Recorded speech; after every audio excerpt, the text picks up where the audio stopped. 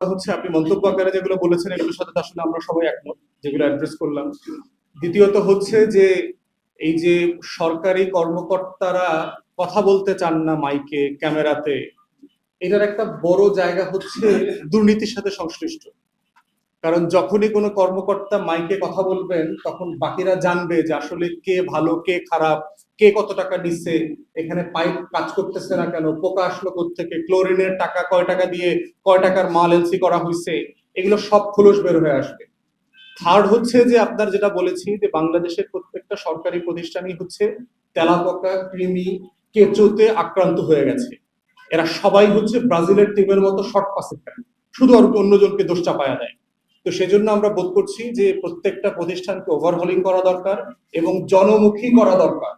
যে সরকারি প্রতিষ্ঠান স্থানীয় জনগণের সাথে গণশুনানির মাধ্যমে সিদ্ধান্ত নিয়ে রাস্তা কাটতে হবে, রাস্তা মেরামত করতে হবে, গ্যাসের লাইন ঢুকাইতে হবে, বিদ্যুতের লাইন ঢুকাইতে হবে।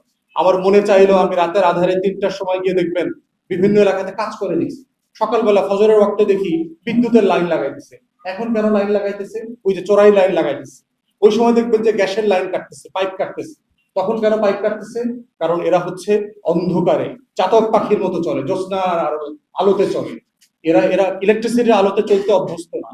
অতএব এই জ্যোৎস্নার আলোতে চড়া তাকসিম খানদেরকে নতুন করে আইডেন্টিফাই করে প্রত্যেকটা প্রতিষ্ঠান ওভারহলিং করাটাই হচ্ছে এখন আমাদের সমাধান। এটার জন্য গণশুনানি এবং নাগরিক বান্ধব প্রশাসন দরকার। এই জন্যই আমরা বারবার বলেছি, আওয়াজ তুলছি। কর্মসূচি হচ্ছে যে এর বাইরে হচ্ছে আমরা ইতিমধ্যে বিভিন্ন প্রশাসনিক ইউনিটে যে যে এলাকাতে আপনার এই ঘটনাগুলো ঘটছে সেখানে আমরা চিঠি দেওয়ার চেষ্টা করেছি।